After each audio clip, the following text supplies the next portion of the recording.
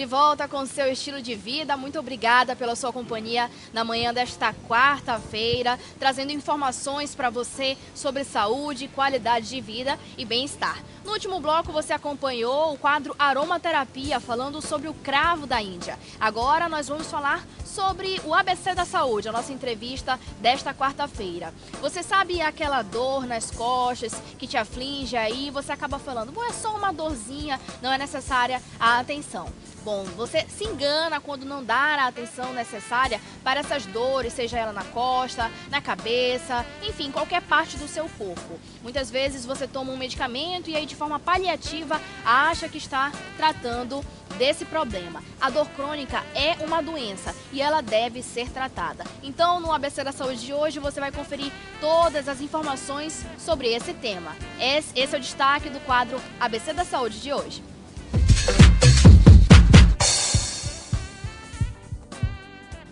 Para falar sobre esse assunto, nós convidamos o neurologista, que já está aqui ao meu lado, Ângelo Azevedo. Doutor Ângelo, muito bom dia, seja bem-vindo ao Estilo de Vida.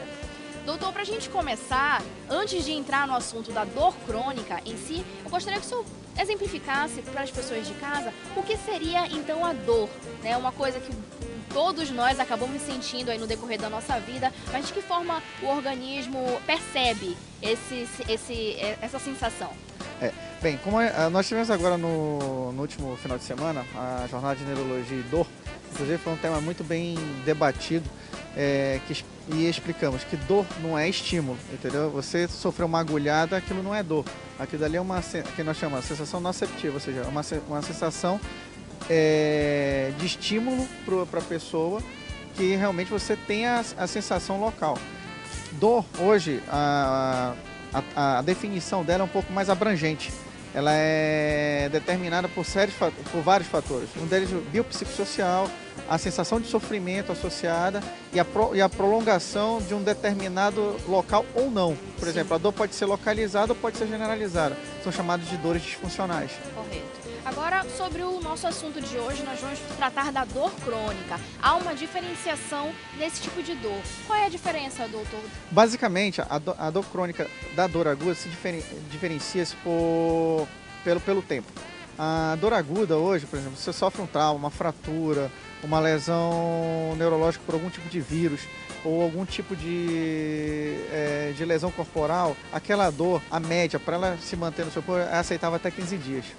Mais de 3 meses, com a mesma persistência da dor, ou ela se generaliza, ou ainda causa sofrimento para o paciente, seja qual for dele, ou desperdício no trabalho, ou em casa, ou socialmente, que seja, nós consideramos como dor crônica. Certo. O que leva o indivíduo, doutor, a desenvolver uma dor crônica? A dor aguda, o senhor disse que é fruto de um trauma, uma batida, né, uma perfuração, enfim, mas a dor crônica, o que leva o indivíduo a desenvolver? Bom, o organismo tem uma forma não muito simplória de explicar isso. A verdade é que a dor crônica se mantém pela condução de um estímulo que não existe. Por exemplo, a lesão é adquirida em cima do nervo, esse nervo regenera de forma errônea, mistura-se os tipos de conduções nervosas, vão até a parte posterior da medula e emitem um sinal para o cérebro. Correto. E esse sinal fica persistindo, e daí se torna crônico. O cérebro identifica aquilo como dor, entendeu? E os pacientes relatam onde não existe uma lesão bem específica, e o paciente reclama de dor o tempo todo daquela localização. Correto. O exemplo maior deles, fibromialgia, por exemplo, uma doença assim que existe fibromialgia e síndrome fibromialgica. Os pacientes normalmente não conseguem determinar onde é a dor, mas sabem que está com dor há muito tempo, entendeu? Então esses pacientes, eles têm que ser tratados de forma diferente dos pacientes de dor aguda. A gente sabe que é dor, mas a dor crônica dele, por ser mais de 3 meses, às vezes pacientes com 1 ano, 2 anos, eles têm um aspecto totalmente diferente de um paciente de dor aguda, entendeu? Ou até mesmo a relação dele com a dor.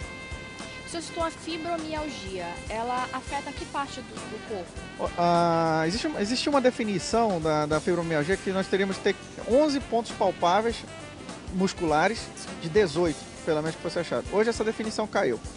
A maioria dos pacientes que sentem pontos gatilhos, que são pontos dolorosos na musculatura, são capazes de determinar, que nós somos capazes de determinar por palpação, acima de 10 já considera como paciente fibromialgia. Só que a fibromialgia tem um componente psicológico muito frequentemente associado. Ou o paciente é muito ansioso, ou é um paciente depressivo. E é o que faz manter a dor nesses pacientes. Correto. Agora, doutor, é comum, né, nós vermos relatos de pessoas que sentem muita dor de cabeça sem saber qual é a causa real dessa dor. Dor nas costas também, na perna, enfim, distribuído em todo o corpo, em vários órgãos. Qual que é a reclamação, o senhor como neurologista, qual que é a reclamação mais frequente que o senhor tende a ver no seu consultório? Lombalgia. Lombalgia primária, a gente divide hoje em lombalgia primária e secundária. A primária são aquelas adquiridas ou por trabalho, por um esforço físico, ou por exercício físico mal realizado, ou despreparo físico de musculatura do paciente, e eles normalmente fazem alguma atividade anormal ou uma sobrecarga mecânica para a coluna do paciente que não é adequada. Essas são chamadas de lombalgia primária. As lombalgias secundárias são aquelas decorrentes de algum procedimento cirúrgico. Paciente que tratou hernia de disco, paciente que fez artrodese, paciente que sofreu traumatismo na coluna. Essas são lombalgias secundárias. Hoje em dia, para você ter uma ideia, acho que 50% do ambulatório a gente atende pacientes com lombalgia, seja primária ou secundária. Até mesmo aqueles que foram indicados procedimentos cirúrgicos para tratamento de hernia de disco voltam ao ambulatório de dor por conta da lombalgia. É um alerta, então, para você que está assistindo aí de casa, de qualquer parte da região norte do Brasil e do mundo, dor nas costas, na parte da costa, qual que é a área, doutor? Nós dividimos a coluna em cervical, torácica e lombar. Lombar é a que mais sobrecarrega que a parte... mais abaixo. Isso, é a parte que a gente... Na verdade, assim, os pacientes com lombalgia, nós percebemos que ele tem uma lombalgia quando ele senta, incomoda, quando ele anda, incomoda, ou quando ele está... Até alguns pacientes, até deitado mesmo... Não arruma uma posição para deitar. Não tem. Ele tem que tomar um analgésico, normalmente são pacientes que já criaram abuso de analgésico, são pacientes que tomam anti-inflamatórios frequentemente ou algum tipo de analgésico a longo prazo. E como o senhor falou, isso influencia na vida da pessoa de uma forma muito negativa. Sim.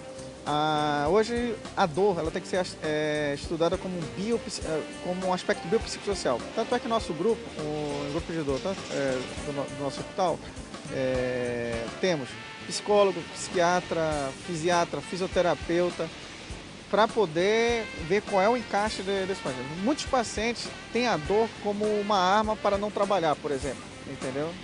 Ou tem a dor como uma relação de afetividade. Por exemplo, um paciente teve uma perda de um ente querido na família, um pai morreu, a mãe morreu e criou uma dor para ele, e a partir dali ele relata, não, essa dor começou quando meu pai morreu. Existe uma correlação normalmente biopsicossocial desse paciente que tem dor crônica. Na dor aguda, não. A dor aguda está relacionada com sofrimento agudo. Por exemplo, pacientes depressivos que sofrem algum tipo de trauma, a gente sabe que a dor dele é mais difícil de ser tratada do que um paciente, mesmo no aguda, do que um paciente que não tem problema nenhum, sofreu um acidente de carro, foi levado até um pronto-socorro.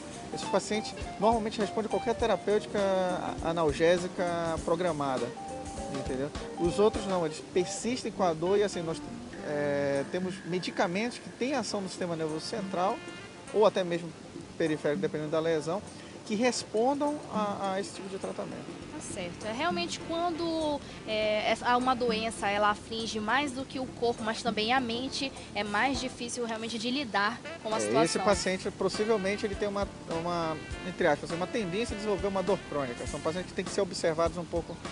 São pacientes que já usaram muito analgésico, aquele paciente que chega no consultório e fala, já tomei isso, já tomei aquilo, já tomei analgésico, diclofenaco. Nenhum remédio funciona mais para mim, é complicado. Esses pacientes eles têm que ter tratamento psicológico também, não por causa da resistência à medicação, sim, mas assim, existem alguns fatores cerebrais que impedem a atuação do medicamento de uma forma mais mais específica. Isso é muito interessante, viu, gente? Porque a gente vê realmente, inclusive com os idosos, né, quando eles já estão em uma idade mais avançada, são muitas as doenças e as dores que eles sentem com a idade avançada. E muitas vezes o psicológico pesa muito, porque ele só se sente bem a partir do momento que ele toma aquele medicamento, mesmo que muitas vezes nem seja um medicamento na verdade, né? Isso. Eu conheço pessoas que convivem com idosos que dependem psicologicamente do medicamento, não é nem tanto fisiologicamente,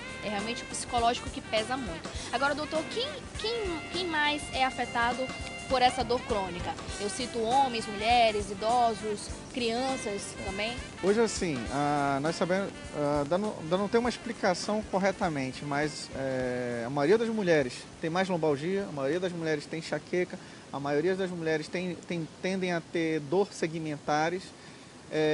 Não sabe se é por disfunção hormonal ou por alguma disfunção cerebral realmente, ou por acúmulo de receptores intracerebrais ou ao longo do sistema nervoso.